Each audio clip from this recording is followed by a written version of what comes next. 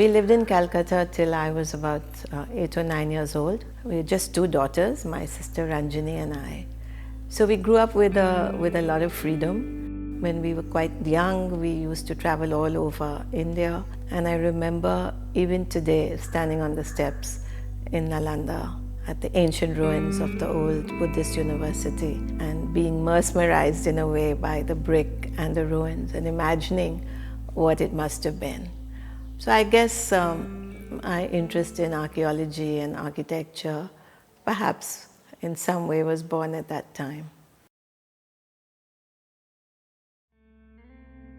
Well, as you know, I set up the Hekar Foundation in 2000, which is an acronym for Heritage, Education, Conservation, Architecture and Restoration. So my first experience with publishing came at that time because we were a non-profit organization and we had many interests.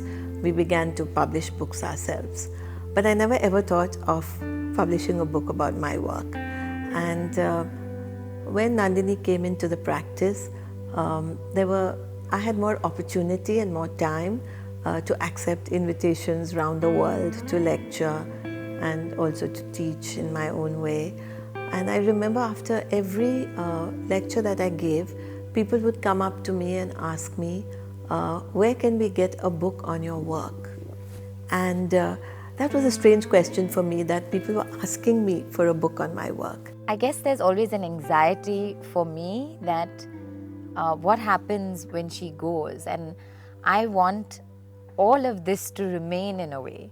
One thing I was very clear, that the book had to be my voice. I wanted to tell my story. It had to be my narrative. Of course, I got enormous amount of help from the team. We began just accumulating the information.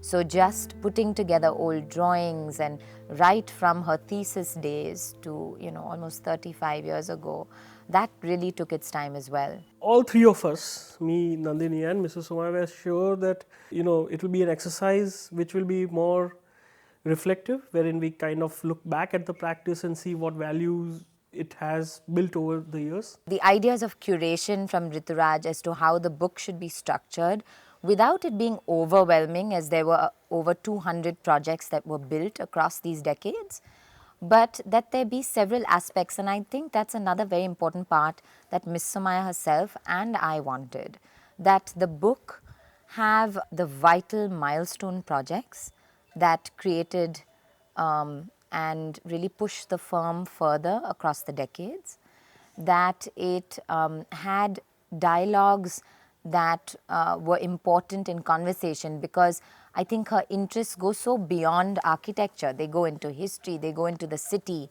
into urban development, into so many other aspects of life as architecture does. These dialogues between Mrs. Somaya and the people whom have known her in different capacities but are professionally equal to her, coming from very different diverse backgrounds, like Arun Shourie, who has this strong political, journalistic, philosophical view of India. And he and Mrs. Somaya, they talk about India in very sort of from the different perspectives. With Saryu Doshi, it was about culture. She being a curator raised the question that whether architecture is a cultural production. Of course it is, but what value then does it hold? Similarly, with Kamu Iyer, Mary Norman Woods curated one conversation which was just about practicing from Bombay. The structure of the book becomes interesting. It just doesn't become a long narrative, which is singular, but is constantly dynamic as a reader goes through it.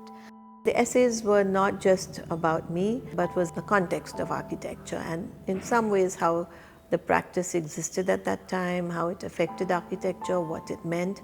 So there are many, many angles to this book, and I think that's what makes it quite unique in many ways.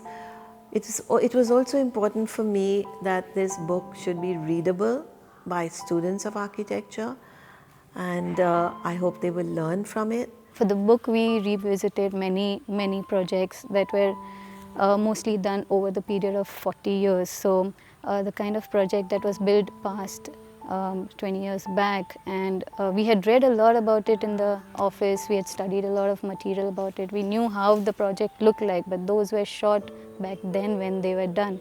It was so exciting to go and see how the project looked now. We wanted the work to be honest, and we wanted to show it honestly, and that it still holds good for today. And there is a sense of timelessness.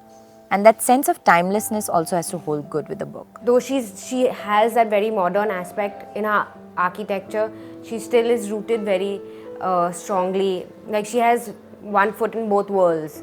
So that had to come out in the design as well. She had a very beautiful emotion and a thought behind why she wants to write it. And she was very clear that this was going to be her story, which was told very honestly. By not having the word architecture in the title and having the word works is important, because as Mrs. Somaya says, it's the practice is not just about architecture. The work does not limit itself to the aspects of doing architecture and building.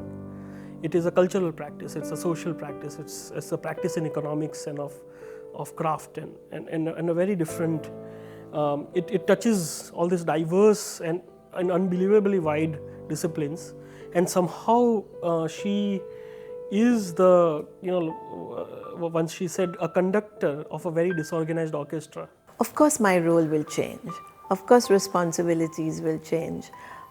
What I do with my time will change. How much time I want to spend doing certain things will also change.